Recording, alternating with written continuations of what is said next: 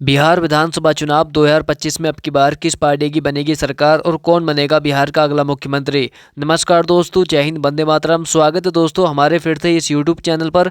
दोस्तों आज की वीडियो में हम फिर जानेंगे बिहार की कुल 243 विधानसभा सीटों का ताजा और सटीक ओपिनियन पोल। दोस्तों जैसा कि आपको पता है कि बिहार विधानसभा चुनाव का तारीखों का ऐलान हो चुका है। इसी बीच बिहार की जनता ने कर दिया एक बड़ा खुलासा। बिहार की जनता ने बता दिया कि अब की बार कौन बनेगा बिहार का अगला मुख्यमंत्री। दोस्तों बिहार विधानसभा चुनाव 2025 का ताजा सर्वे आ चुका है। इसी बीच हम बात करने वाले हैं बिहार की कुल 243 विधानसभा सीटों का ताजा और सटीक ओपिनियन पोल कि अब की बार बिहार में आखिर कौन सी पार्टी सरकार बना सकती है, आखिर किस पार्टी को किस जिले में कितनी सीटें मिलने का अनुमान है और कौन सी पार्टी अब की बार बिहार में सरकार बनाती हुई नजर आ रही है। क्या अब की बार बन पाएगी भाजपा गठबंधन जेडीयू की सरकार या बन पाएगी कांग्रेस गठबंधन आरजेडी की सरकार। दोस्तों देखना यह है कि अब की बार बिहार में आखिर कौन सी पार्टी को झटका लगता हुआ नजर आ रहा है और कौन सी पार्टी को अब की बार बढ़त मिलती हुई नजर आ रही है। दोस्तों चलिए वीडियो को शुरू कर लेते हैं, देखते हैं सबसे पहले जिला। उससे पहले दोस्तों जानकारी के लिए बता दूं कि बिहार में विधानसभा की कुल 243 सीटें हैं। किसी भी पार्टी को बिहार के अंदर सरकार बनानी हो तो उस पार्टी को 243 में से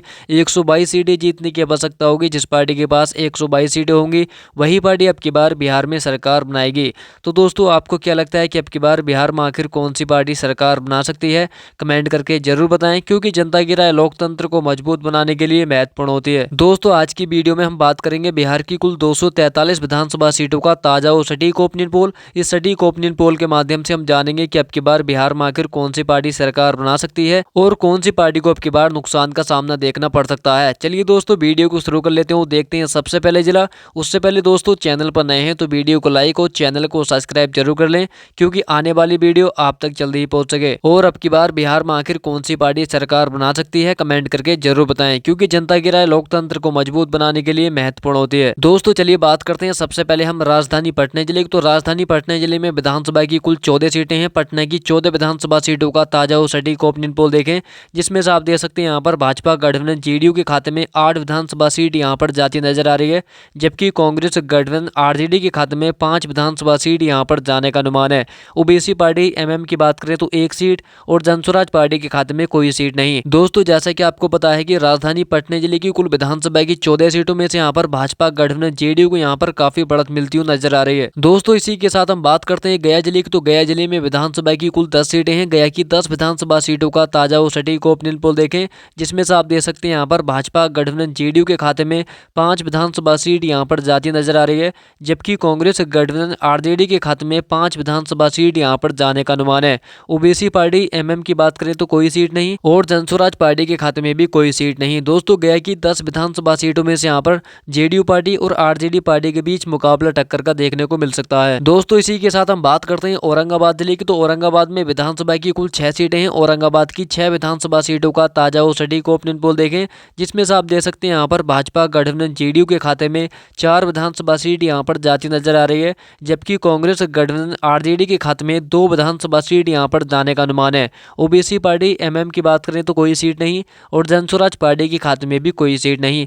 दोस्तों औरंगाबाद की 6 विधानसभा सीटों में से यहाँ पर भाजपा गठबंधन जेडीयू को यहाँ पर 2 सीटों पर बढ़त मिलती हुई नजर आ रही है। दोस्तों चलिए बात करते हैं दरभंगा जिले की। तो दरभंगा जिले में विधानसभा की कुल 10 सीटें हैं। दरभंगा की 10 विधानसभा सीटों का ताजा और सटीक ओपिनियन पोल देखें, जिसमें से आप देख सकते हैं यहाँ पर भाजपा गठबंधन जेडीयू के खाते में 5 विधानसभा सीट यहाँ पर जाती हुई नजर आ रही है, जबकि कांग्रेस गठबंधन आरजेडी के खाते में 4 विधानसभा सीट यहाँ पर जाने का अनुमान है। ओबीसी पार्टी एमएम की बात करें तो कोई सीट नहीं और जनसुराज पार्टी के खाते में भी 1 विधानसभा सीट यहाँ पर जाती नजर आ रही है।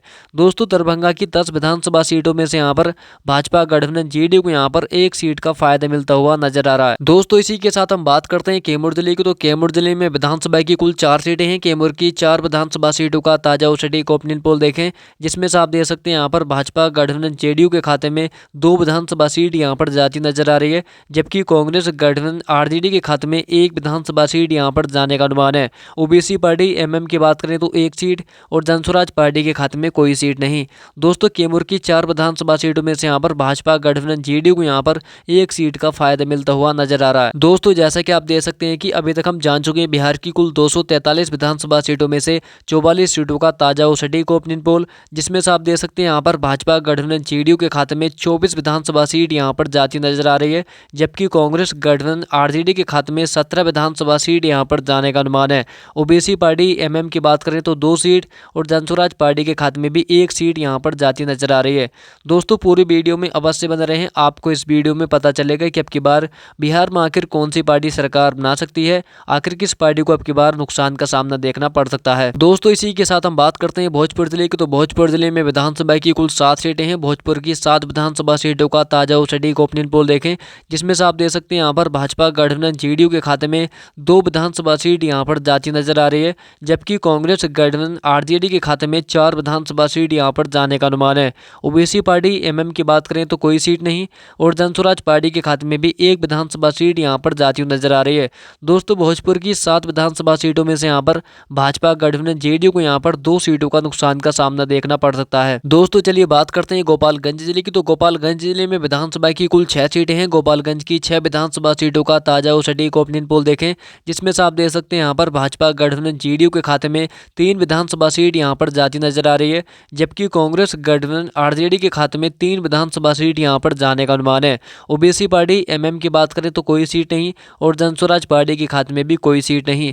दोस्तों गोपालगंज की 6 विधानसभा सीटों में से यहाँ पर जेडीयू पार्टी और आरजेडी पार्टी के बीच मुकाबला टक्कर का देखने को मिल सकता है। दोस्तों इसी के साथ हम बात करते हैं खगड़िया जिले की। तो खगड़िया जिले में विधानसभा की कुल 4 सीटें हैं। खगड़िया की 4 विधानसभा सीटों का ताजा और सटीक ओपिनियन पोल देखें, जिसमें से आप देख सकते हैं यहाँ पर भाजपा गठबंधन जेडीयू के खाते में 2 विधानसभा सीट यहाँ पर जाती नजर आ रही है, जबकि कांग्रेस गठबंधन आरजेडी के खाते में भी 2 विधानसभा सीट यहाँ पर जाने का अनुमान है। ओबीसी पार्टी एमएम की बात करें तो कोई सीट नहीं, और जनस्वराज पार्टी के खाते में भी कोई सीट नहीं। दोस्तों खगड़िया की 4 विधानसभा सीटों में से यहाँ पर दोनों पार्टियों के बीच मुकाबला टक्कर का देखने को मिल सकता है। दोस्तों चलिए बात करते हैं नालंदा जिले की। तो नालंदा जिले में विधानसभा की कुल 7 सीटें हैं। नालंदा की 7 विधानसभा सीटों का ताजा और सटीक ओपिनियन पोल देखें, जिसमें से आप देख सकते हैं यहाँ पर भाजपा गठबंधन जेडीयू के खाते में 4 विधानसभा सीट यहाँ पर जाती नजर आ रही है, जबकि कांग्रेस गठबंधन आरजेडी के खाते में भी 3 विधानसभा सीट यहाँ पर जाने का अनुमान है। ओबीसी पार्टी एमएम की बात करें तो कोई सीट नहीं, और जनस्वराज पार्टी के खाते में भी कोई सीट नहीं।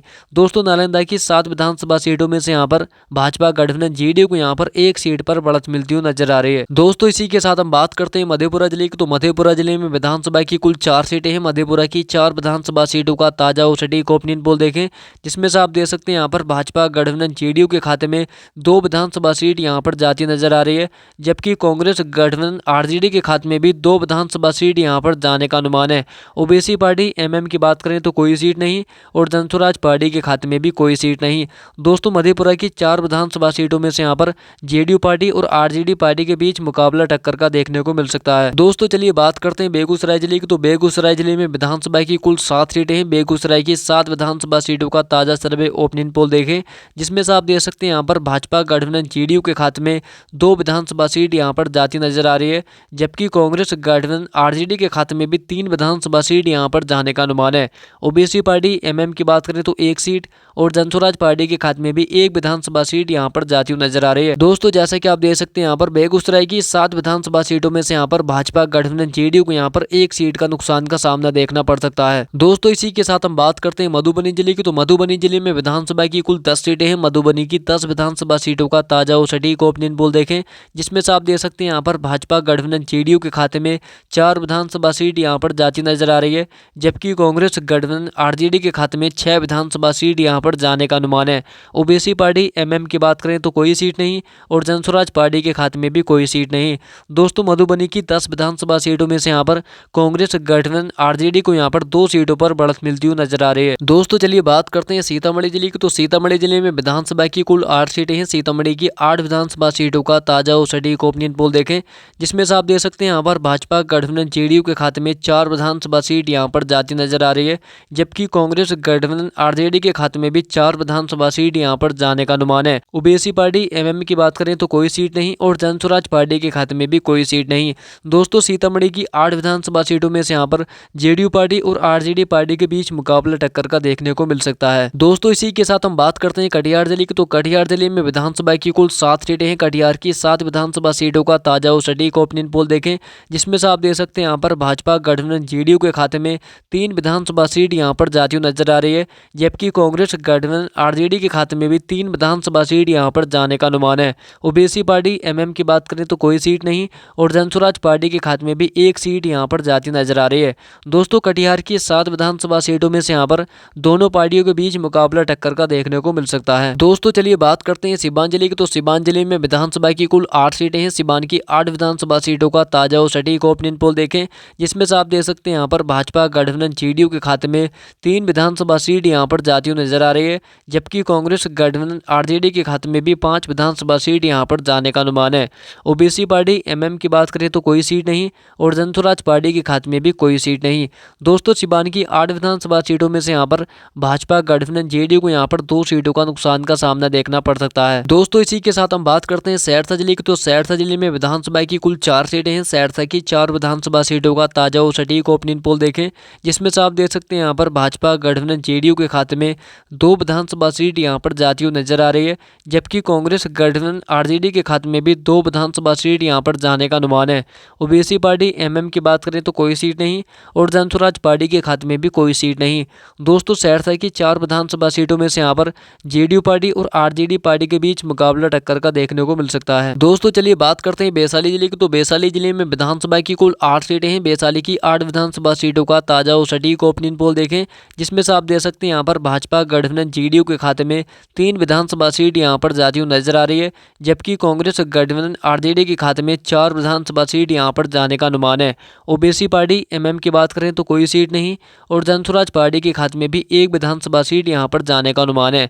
दोस्तों वैशाली की 8 विधानसभा सीटों में से यहाँ पर भाजपा गठबंधन जेडीयू को यहाँ पर 1 सीट का नुकसान का सामना देखना पड़ सकता है। दोस्तों इसी के साथ हम बात करते हैं जहानाबाद जिले की। तो जहानाबाद जिले में विधानसभा की कुल 3 सीटें हैं। जहानाबाद की 3 विधानसभा सीटों का ताजा और सटीक ओपिनियन पोल देखें, जिसमें से आप देख सकते हैं यहाँ पर भाजपा गठबंधन जेडीयू के खाते में 2 विधानसभा सीट यहाँ पर जाती हुई नजर आ रही है, जबकि कांग्रेस गठबंधन आरजेडी के खाते में 1 विधानसभा सीट यहाँ पर जाने का अनुमान है।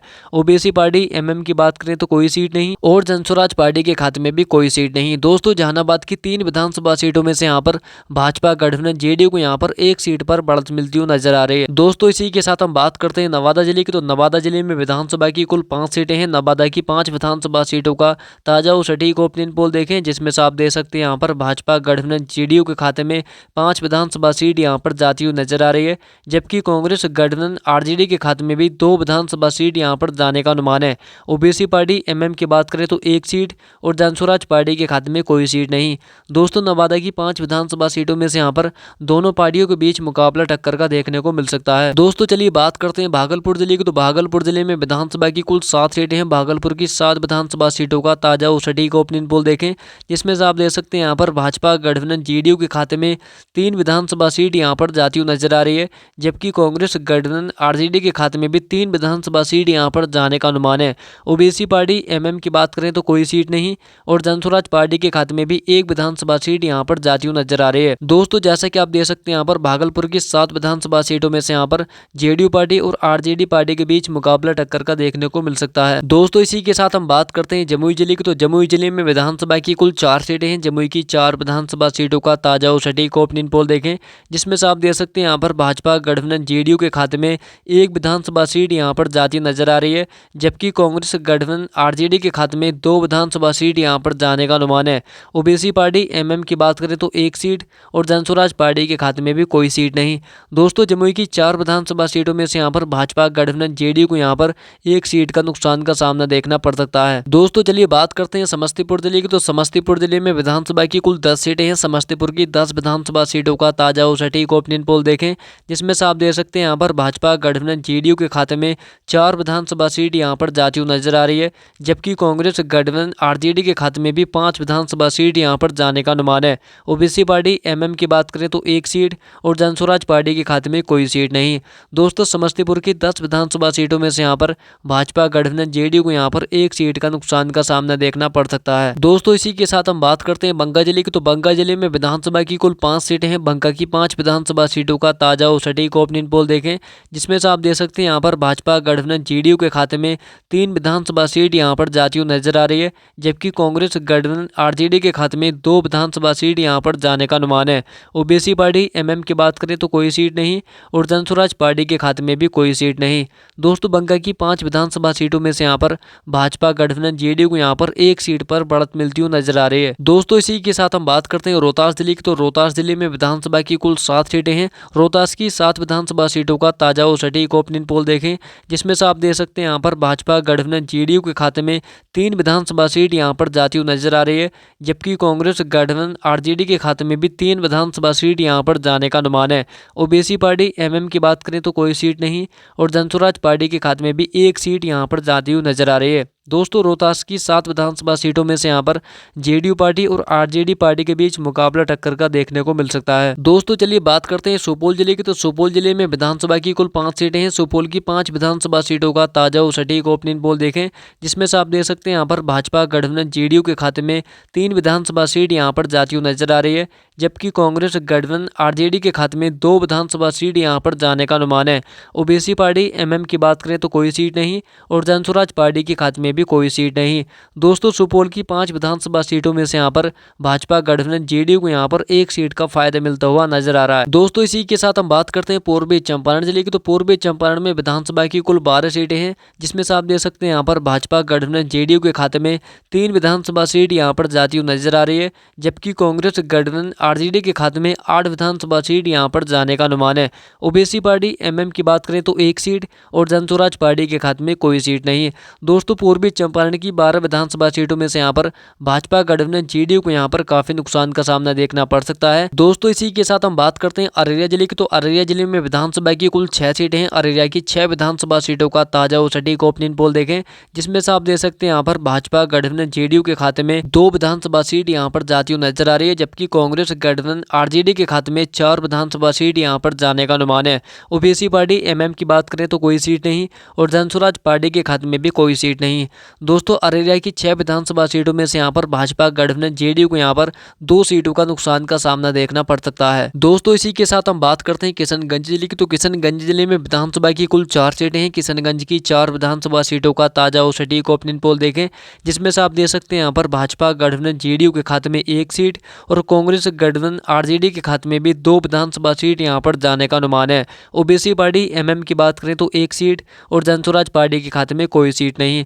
दोस्तों किशनगंज की 4 विधानसभा सीटों में से यहाँ पर भाजपा गठबंधन जेडीयू को यहाँ पर 1 सीट का नुकसान का सामना देखना पड़ सकता है। दोस्तों चलिए बात करते हैं अरवल जिले की। तो अरवल जिले में विधानसभा की कुल 2 सीटें हैं। अरवल की 2 विधानसभा सीटों का ताजा और सटीक ओपिनियन पोल देखें, जिसमें से आप देख सकते हैं यहाँ पर भाजपा गठबंधन जेडीयू के खाते में 1 विधानसभा सीट यहाँ पर जाती नजर आ रही है, जबकि कांग्रेस गठबंधन आरजेडी के खाते में भी 1 विधानसभा सीट यहाँ पर जाने का अनुमान है। ओबीसी पार्टी एमएम की बात करें तो कोई सीट नहीं, और जनसुराज पार्टी के खाते में भी कोई सीट नहीं। दोस्तों अरवल की 2 विधानसभा सीटों में से यहाँ पर दोनों पार्टियों के बीच मुकाबला टक्कर का देखने को मिल सकता है। दोस्तों इसी के साथ हम बात करते हैं मुंगेर जिले की। तो मुंगेर जिले में विधानसभा की कुल 3 सीटें हैं। मुंगेर की 3 विधानसभा सीटों का ताजा और सटीक ओपिनियन पोल देखें, जिसमें से आप देख सकते हैं यहाँ पर भाजपा गठबंधन जेडीयू के खाते में 1 विधानसभा सीट यहाँ पर जाती हुई नजर आ रही है, जबकि कांग्रेस गठबंधन आरजेडी के खाते में 2 विधानसभा सीट यहाँ पर जाने का अनुमान है। ओबीसी पार्टी एमएम की बात करें तो कोई सीट नहीं, और जनसुराज पार्टी के खाते में भी कोई सीट नहीं। दोस्तों मुंगेर की 3 विधानसभा सीटों में से यहाँ पर भाजपा गठबंधन जेडीयू को यहाँ पर 1 सीट का नुकसान का सामना देखना पड़ सकता है। दोस्तों इसी के साथ हम बात करते हैं सारण जिले की। तो सारण जिले में विधानसभा की कुल 10 सीटें हैं। सारण की 10 विधानसभा सीटों का ताजा और सटीक ओपिनियन पोल देखें, जिसमें से आप देख सकते हैं यहाँ पर भाजपा गठबंधन जेडीयू के खाते में 2 विधानसभा सीट यहाँ पर जाती हुई नजर आ रही है, जबकि कांग्रेस गठबंधन आरजेडी के खाते में 6 विधानसभा सीट यहाँ पर जाने का अनुमान है। ओबीसी पार्टी एमएम की बात करें तो 1 सीट, और जनसुराज पार्टी के खाते में भी 1 विधानसभा सीट यहाँ पर जाती हुई नजर आ रही है।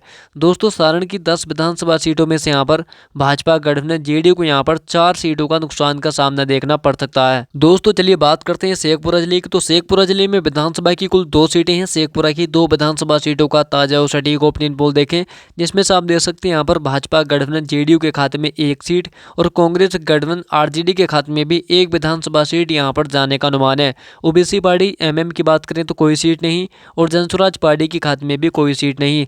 दोस्तों शेखपुरा की 2 विधानसभा सीटों में से यहाँ पर जेडीयू पार्टी और आरजेडी पार्टी के बीच मुकाबला टक्कर का देखने को मिल सकता है। दोस्तों इसी के साथ हम बात करते हैं मुजफ्फरपुर जिले की। तो मुजफ्फरपुर जिले में विधानसभा की कुल 11 सीटें हैं। मुजफ्फरपुर की 11 विधानसभा सीटों का ताजा और सटीक ओपिनियन पोल देखें, जिसमें से आप देख सकते हैं यहाँ पर भाजपा गठबंधन जेडीयू के खाते में 2 विधानसभा सीट यहाँ पर जाती हुई नजर आ रही है, जबकि कांग्रेस गठबंधन आरजेडी के खाते में भी 7 विधानसभा सीट यहाँ पर जाने का अनुमान है। ओबीसी पार्टी एमएम की बात करें तो 1 सीट और जनसुराज पार्टी के खाते में भी 1 विधानसभा सीट यहां पर जाती हुई नजर आ रही है।